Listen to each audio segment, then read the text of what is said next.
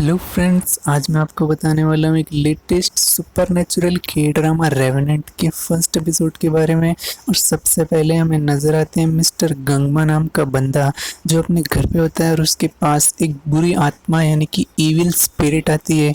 और उसके बाद अगले सीन में वो सुसाइड कर लेता है। उसके बाद में हमें सान्यांग नाम की एक लड़की नज़र आती है जो कि एक पुल के ऊपर जाती है और पुल के साइड में से आधी नीचे लटक जाती है। तभी एक प्रोफेसर एयम नाम का बंदा पास में बैठा होता है और उसे पानी के अंदर एक ब्लैक एनर्जी नज़र आती है और उस लड़की को देखते हुए उस लड़की की तरफ भागता है और उसे बचाने के लिए वो दूसरी तरफ से होते हुए उस लड़की तक पहुंच जाता है, उस लड़की को साइड में कर देता है। लेकिन तभी उसे वो ब्लैक एनर्जी शहर की तरफ जाती हुई नज़र आती है और तभी एक बिल्डिंग के अंदर से धुआं निकलता हुआ नज़र आता है और उसे बहुत अफसोस होता है कि वो सारे लोग अब पता नहीं कैसे होंगे। और फिर हमें सान्यांग शहर की तरफ जाती हुई नजर आती है और वहाँ बहुत भीड़ होती है। तभी वहाँ उसे उसकी माँ मिलती है और वो बताती है किसी ने हम सब लोगों के साथ स्कैम किया है और हमारे सारे पैसे लूट लिए हैं और अब हमारे पास बिल्कुल भी सेविंग्स नहीं बची है। वो घर आ जाते हैं और तभी उसकी माँ के पास एक कॉल आता है और वो कॉल आते ही अपनी बेटी को अपने साथ लेके बस में बिठा देती है और कहीं पे जाने लगती है। और वो पूछती है कि हम कहाँ जा रहे हैं, तो उसकी माँ उससे कहती है तुम्हारे फादर की डेथ हो गई है और उन्होंने सुसाइड कर लिया है। फिर हमें पता चलता है कि मिस्टर गंगमा उसके फादर थे। तो वो कहती है कि मेरे फादर तो मेरे बचपन में ही चले गए थे। तो उसकी माँ कहती है कि वो तो मैंने एक कहानी बता दी थी और मैंने तुम्हारे फादर से डिवोर्स ले लिया था। और वहाँ पे जाके वो लास्ट रिस्पेक्ट्स पे करते हैं और उसके बाद सान्यांग को अपनी ग्रैंड मदर मिलती है और उसकी ग्रैंड मदर उससे कहती है कि तुम्हारे फादर ने तुम्हारे लिए एक गिफ्ट छोड़ा है। और वो उस गिफ्ट को जैसे ही खोलती है और उसे टच करती है तो उसे अपने अंदर से एक अजीब सी आवाज़ आती है। वो बाहर निकल जाती है और उसकी माँ जब उस गिफ्ट को देखती है तो उस गिफ्ट को फटाफट नीचे फेंक देती है और उससे कहती है कि तुम्हें इस घर की किसी भी चीज़ को नहीं टच करना है। बाहर निकलने के बाद उन्हें प्रोफेसर एयम मिलते हैं और वो सान्यांग की शैडो को देखते हैं और उसे कहते हैं कि तुम्हारे साथ में एक इविल स्पिरिट लग गई है। लेकिन वो उनकी बात नहीं मानती और वहाँ से चली जाती है। प्रोफेसर अपने घर जाते हैं जहाँ पे हमें नज़र आता है कि उन्होंने स्पिरिट्स के ऊपर बहुत सारी रिसर्च कर रखी है। सान्यांग अपनी चेयर पर सो गई थी तो मिरर के अंदर से उसकी इविल स्पिरिट बाहर निकलती है और शहर के अंदर चलने लगती है और उसे वो स्कैम करने वाला बंदा नज़र आता है और उसके अंदर जाके वो उसे ख़त्म कर देती है। सान्यांग की नींद खुलती है और वो फटाफट अपने काम के लिए भागती है। वो एक डिलीवरी गर्ल का काम करती है और वो अपनी बाइक लेके उस फूड को डिलीवर करने के लिए जाती है जहाँ पे उसे वही प्रोफेसर मिलते हैं। और प्रोफेसर अपना काम निपटा के उससे बातें करने लगते हैं और उसे बताते हैं कि तुम्हारे साथ में जो लोग हैं वो मरने वाले हैं। जिन लोगों से तुम नफरत करती हो वो सारे मारे जाएंगे और उनकी एनर्जी खाकर ये इविल स्पिरिट साइज में और भी बड़ी होती जाएगी। से कहती है कि मुझे आपकी भूतों की स्टोरीज़ में बिल्कुल भी इंटरेस्ट नहीं है क्योंकि मैं भूतों में यकीन नहीं करती। और वो अपने घर चली जाती है जहाँ पे उसे दो पुलिस वाले मिलते हैं और वो उसे बताते हैं कि जिस स्कैमर ने तुम्हारे पैसे लूटे थे उसने सुसाइड कर ली है। उसने पहले सारे पैसे एक बिल्डिंग के ऊपर से बिखेर दिए और फिर सुसाइड कर ली। और वो ये सोचने में बिजी हो रहे हैं कि उसकी बॉडी पर सान्यांग की उंगलियों के निशान कैसे आ गए हैं। ऑफिसर प्रोफेसर एयम का फ्रेंड होता है और वो उनसे मिलने जाता है जहाँ पे प्रोफेसर उसे बताते हैं कि मैंने उस इविल स्पिरिट को ढूंढ लिया है जिसने बहुत साल पहले मेरी माँ की जान ली थी और वो स्पिरिट एक लड़की के अंदर है।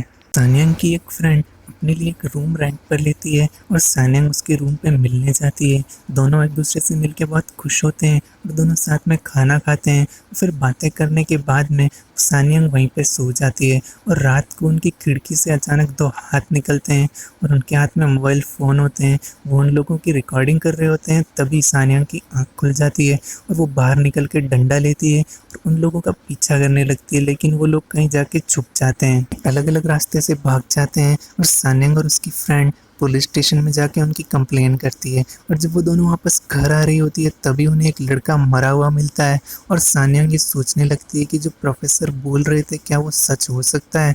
और फिर वो प्रोफेसर से मिलने जाती है जहाँ पे वो लेक्चर दे रहे होते हैं और फिर वो आकर उससे मिलते हैं जहाँ उससे वो उसकी कहानी सुनते हैं कि वो जिन दो लोगों ने उसे परेशान किया है वो दोनों मर चुके हैं। तब प्रोफेसर उसकी इविल स्पिरिट की शैडो को देखते हैं जो कि साइज़ में उतनी ही है। तब वो उससे कहते हैं कि ये काम तुम्हारी इविल स्पिरिट ने नहीं किया है, ये किसी और इविल स्पिरिट का काम है। और वो उस लड़के की मेमोरियल में जाते हैं जो मर चुका है, और वहाँ पे उसे वो दोनों लड़के मिलते हैं जो उसके साथ में थे उस रात को।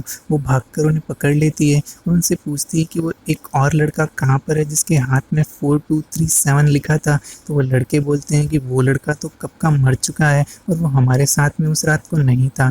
तो वो कहती है कि मैंने उसे देखा था। प्रोफेसर उससे कहते हैं कि ये काम किसने किया है उसका पता मैं लगा लूँगा, तुम अपने घर चली जाओ, बस दरवाज़ों का ख्याल रखना, क्योंकि दरवाजे दो दुनिया में आने जाने का पैसेज हैं और दरवाजे तभी खोलना जब तुम सामने वाले को जानती हो। प्रोफेसर को उस पुलिसमैन की हेल्प से ये पता चलता है कि उन तीनों लड़कों की वजह से एक बेगुनाह बच्चे की जान गई है, और वो बेगुनाह बच्चा जो मर चुका है उसकी स्पिरिट उन तीनों लड़कों से बदला ले रही है। तीनों लड़कों में से एक लड़का भागते हुए सानियोंग से टकरा जाता है और बहुत डरा हुआ होता है।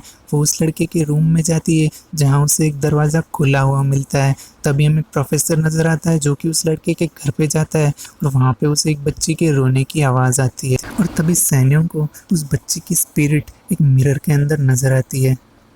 सेकेंड एपिसोड में मिरर के अंदर सानियांग को वो स्पिरिट नज़र आती है, और फिर वो उस लड़की को लेके बाहर भागती है और उससे पूछती है कि आखिर मामला क्या है, मुझे सब सच बताओ।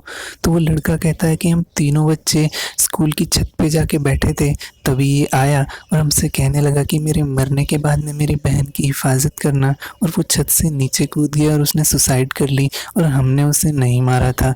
और उस दिन हम उस रात को मोबाइल लेके उस लड़की की हिफाजत करने जा रहे थे, लेकिन उस रूम में तुम दोनों थी और हमें पता नहीं था। फिर वो स्पिरिट अलग अलग मिरर्स के अंदर जाकर सानियांग को रास्ता बताने लगती है और वो उधर भागने लगती है। और फिर हमें प्रोफेसर नज़र आते हैं जिन्हें एक खिड़की मिलती है, और वो उसके अंदर से नज़ारा देखते हैं कि वहाँ पे एक छोटी सी बच्ची है और वो रो रही है। पुलिस वालों को एक सीसीटीवी फुटेज मिलती है जिसमें उन्हें नज़र आता है कि उस टोपी वाले लड़के को एक मोटे आदमी ने मारा था, ना कि कोई स्पिरिट ने। प्रोफेसर के सर पे कोई डंडा मार देता है, और जब उनकी आँख खुलती है तो वो उस बच्ची के साथ में उस बेसमेंट में बंद होते हैं। वो फटाफट खड़े होते हैं और खिड़की को तोड़ देते हैं। तभी वो मोटा आदमी अंदर आने लगता है, तो वो गेट बंद करके उसे रोकते हैं। उस छोटी बच्ची को बोलते हैं कि ऊपर चढ़कर उस खिड़की से बाहर निकल जाओ, और तभी उनकी हेल्प के लिए सानियांग उस खिड़की के बाहर आ जाती है और वो उस बच्ची को बाहर खींच लेती है। पुलिस आ जाती है और उस मोटे आदमी और उसकी वाइफ को पकड़ के ले जाती है, और फिर वो स्पिरिट अपनी बहन को सेफ देखकर गायब हो जाती है। वहाँ से चली जाती है और अपनी फ्रेंड के पास जाके उसके साथ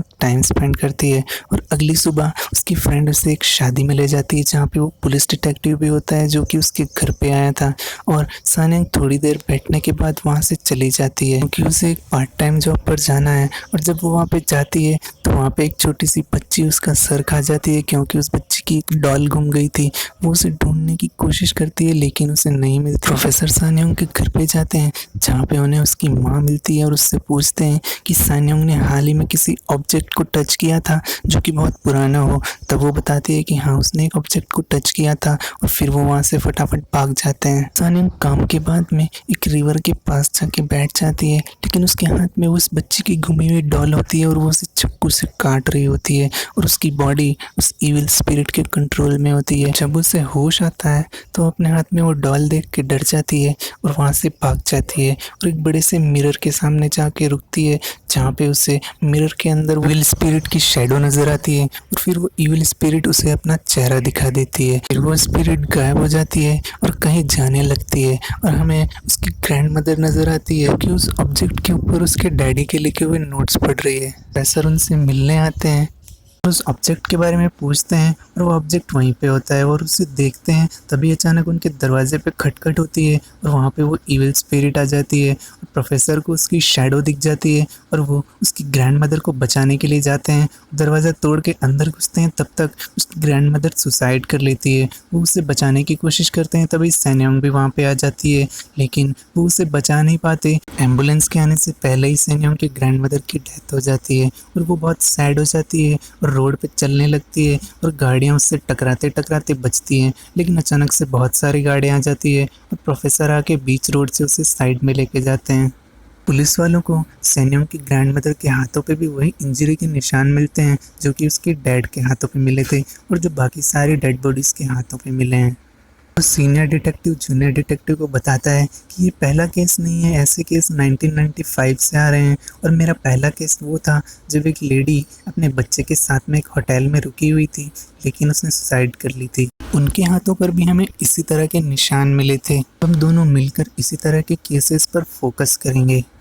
फिर प्रोफेसर सान्यांग को वो ऑब्जेक्ट दिखाते हैं और एक लेटर देते हुए बोलते हैं कि ये लेटर तुम्हारे डैड ने दिया था और इसमें उन्होंने लिखा था कि अगर मैं मर जाऊं तो मेरी बेटी की हिफाजत करना। और फिर प्रोफेसर उसे बताते हैं कि जब मैं छोटा था तो 1995 में मेरे साथ कुछ अजीब सी चीज़ें होने लगी थी। तब मेरी मॉम ने मुझे सेफ रखने के लिए एक जगह पर लेकर जाना चाहा और जब हम एक होटल में रुके थे तो मेरे मॉम के पास भी यही ऑब्जेक्ट था और एक दरवाजे पे दस्तक हुई। तब मैंने दरवाज़ा खोल दिया और वो इविल स्पिरिट अंदर आ गई और उसने मेरी मॉम पर कब्जा कर लिया और मेरी मॉम की जान ले ली। तुम्हारे डैड ने इस सब्जेक्ट पे बहुत सारी रिसर्च की है और उसके कुछ टुकड़े मेरे पास है, लेकिन इससे मुझे कुछ पता नहीं चल रहा। तभी सैन्यों को कुछ याद आता है और वो बोलती है कि जब उस स्पिरिट ने मेरी बॉडी पे कब्जा किया था तो मुझे कुछ याद आया था। मैंने एक डायरी देखी थी जिसमें सब्जेक्ट के बारे में लिखा हुआ था और फिर वो प्रोफेसर को उसकी ड्राइंग बना के दिखाती है और वो ड्राइंग एक जगह का नक्शा होता है और वो दोनों मिलके उसे ढूंढने की कोशिश करते हैं और लास्ट में उस जगह को ढूंढ लेते हैं। और फिर हमें 1958 का एक सीन नज़र आता है जहाँ पे शायद उस इविल स्पिरिट को पैदा किया गया था।